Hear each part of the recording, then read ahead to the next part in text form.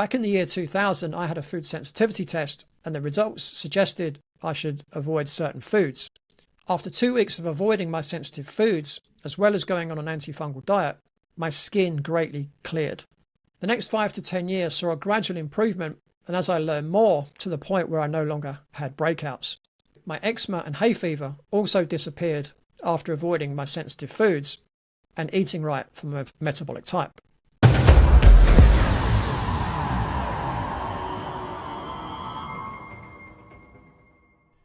Welcome to this episode of the Adult Acne Podcast, and in this episode I'll be continuing on from the first part of the Acne Elimination Diet in the previous episode.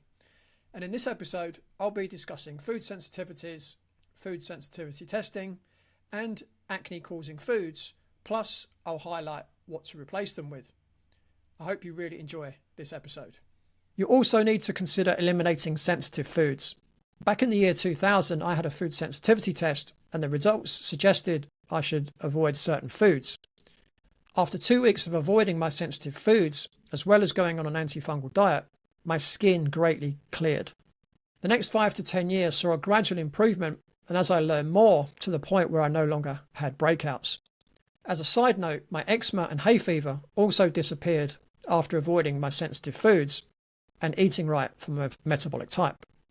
Whilst there appears to be little scientific research into acne and food sensitivities, there is empirical evidence of people's acne improving once they have eliminated sensitive foods. So how does that work? Well, to explain this, I need to give you a brief overview of what food sensitivities are. To explain food sensitivities, I must discuss the immune system, which, according to Wikipedia, is a system of biological structures and processes within an organism that protects against disease and identifying and killing pathogens and also tumour cells. It detects a wide variety of agents from viruses to parasitic worms and needs to distinguish them from the organism's own healthy cells in order to function properly. In their book, Your Hidden Food Allergies Are Making You Fat, Deutsch and Rivera described the immune system as teams of specialised cells, some of which contain arsenals of powerful chemicals. The cells are like eager troops of foot soldiers awaiting instructions from their commanding officers, prepared to defend the body from foreign invaders at a moment's notice. They are armed with chemicals such as histamine and other preformed mediators, typically inactive, but always awaiting the signal that will cause their release. Enter an unfriendly bacteria, virus, parasite, or any foreign substance that the immune system believes might be harmful, and immune cells are brought to attention, prepared to release their chemical weapons to fight the invader.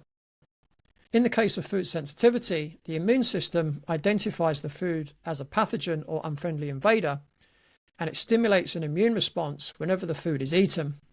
When there's an immune response in the body, there's always internal damage and inflammation caused by the release of chemicals called mediators, such as histamine, prostaglandins, and cytokines from white blood cells. The damage caused by the immune reaction creates debris that needs to be removed. So how does this affect or cause acne? Well, to date, I'm not aware of any research conducted on food sensitivities and acne, perhaps because there's no profit to be made from food elimination diets. It is, however, possible that it could be because mediators are toxic, thereby increasing the toxic load on the body. Debris caused by the destruction of the food is not effectively eliminated, which increases the toxic load.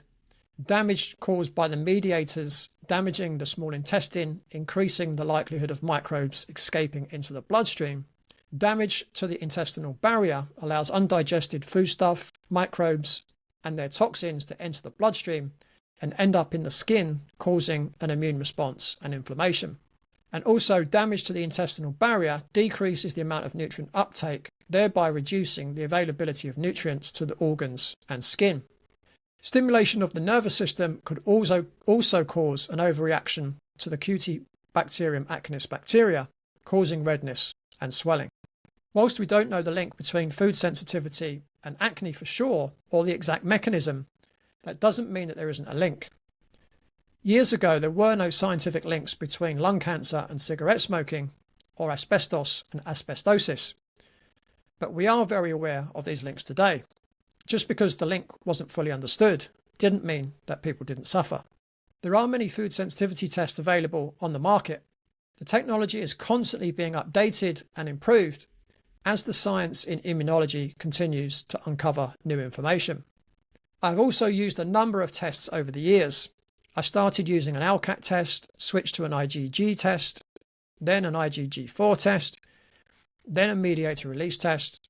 Most recently, I've used a test that compares IgE, IgG, IgG4, and complement responses. Now, Ig stands for immunoglobulins, which is also known as antibodies.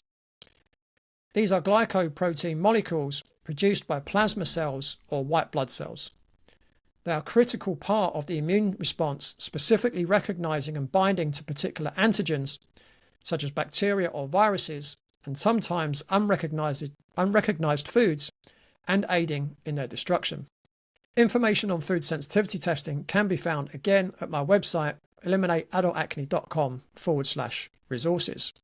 Now, many doctors suggest that food intolerance or sensitivity tests aren't accurate, and this is true for most of them, but many medical doctors aren't up to date on the latest research and technology. Some food sensitivity tests are inaccurate, and some generate a lot of false positives, which means that many foods are shown as problematic even when they're not. This can lead to a number of foods being unnecessarily avoided in the diet. It can also make eating a good varied diet difficult, if not impossible. Another option to find out which foods you're sensitive to, and one that doesn't cost anything, is a pulse test. So here are the instructions for the pulse test. Sharon was a 52-year-old who worked in finance. She had unpredictable breakouts and suffered from stomach pains, was exhausted, and had insomnia. Following lab testing, it was found that she had a leaky gut, minor infections, HPA axis dysregulation, which meant she was chronically stressed, and a range of food sensitivities. Sharon followed my advice, changing her diet and lifestyle, including the elimination of sensitive foods and supplementation to help heal the gut and support adrenal function. Sharon began to feel so much better within days. She is now sleeping through the night, which she is ecstatic about. Her skin is consistently great, her stomach pain has vanished, her energy levels increased, and her weight, particularly around her middle, reduced, with what she described as absolutely no effort on my part, other than following Leigh's revised eating plan. If you would like to achieve the same kind of result as Sharon, you can now follow a comprehensive step-by-step guide in my book, Eliminating Adult Acne for Good, available from all major online bookstores and via my website at www.bodycheck.co.uk/books. 1. You record the name of the food item that you're testing. You sit quietly for 5 minutes and then measure your resting pulse for 1 full minute and write it down. I find using an oximeter the easiest way to take your pulse. It's a little device that you just clamp on the end of your finger and can be purchased at most pharmacies. Then place the food item or supplement that you are testing on your tongue and close your mouth. You don't need to chew or swallow the sample, just to get a taste. Encapsulated supplements need to be removed from the capsule before testing. You wait a minute with the item under your tongue for 1 minute, and then you recheck your pulse. If you're checking it manually, you check it for a full minute. If you're using an oximeter, you can just immediately take a reading. Then record your post-test pulse rate. I can almost say that. And if your pulse rate increases or drops by 4 or more beats per minute, the item being tested has caused a reaction. Then you rinse your mouth thoroughly with pure warm water and wait until your pulse has returned to the pre-test rate before testing another food. Also note that the return to your pre-test pulse rate can take hours with severe reactions, but it normally only takes about 10 minutes. And then you would repeat the process for the next food or supplement that you wish to test. The advantage of using the pulse test is that there is no expense. It does, however, take some time, so the decision is yours as to whether you arrange a blood test or perform a pulse test. I have included a sheet to record the results of a pulse test in my book, Eliminating Adult Acne for Good. There are other foods to avoid if you want to achieve clear skin. These foods need to be avoided if you want to kiss goodbye to your acne forever and live a carefree, confident life. I used to use a fantastic software package in my practice called Food Pharmacy, but sadly the company no longer exists. But fortunately, I did manage to save the important diet plans for acne, and you can find them again in my book, Eliminating Adult Acne for Good. The Food Pharmacy software included data on a series of health conditions that have been scientifically researched to determine whether the foods can cause or exacerbate each condition, and if so, which ones. When I had clients with acne, I plugged in as much information about the client as possible, such as their metabolic type, food sensitivities, etc. Tick the acne vulgaris button, and the software worked out the ideal plan for that person. The red foods on the diet plans should be completely avoided. Acne is linked to the hormone insulin, which is secreted when blood sugar increases, so foods high in sugar are shown as something to avoid on the diet plans. Foods like some fruits, most grains, starchy vegetables, and all sugar-containing foods, and also sugar-containing drinks, should also be avoided. In addition, other oils and fats that can cause inflammation should also therefore be avoided. So things like corn oil, cottonseed oil, peanut, safflower, sesame, and sunflower oil. When you buy fats and oils, ensure they are organic. Buy only cold pressed oils. Do not buy oils in clear glass, as light will destroy it, and plastic bottles will leach plastic into the oil. All fats and oils, including fish oils, should taste and smell fresh. If they do not, make sure you dispose of them. Rancid fats and oils are extremely toxic and interfere with normal fatty acid metabolism severely. When doing grocery shopping, it's very important to check labels to ensure the ingredients do not include acne-causing foods. When eating out, ask the waiter to ensure that none of these offending foods are in your meal. Most restaurants today are very good at using alternative ingredients. Whenever possible, use single ingredient foods to make meals such as apples, beef, broccoli, avocado, and so on. There are no labels to check with these food items, but if you are buying in a store, it is worth checking whether they have added ingredients. I was once shocked when buying beef in a well-known health food store in the USA because it had sugar as one of the ingredients.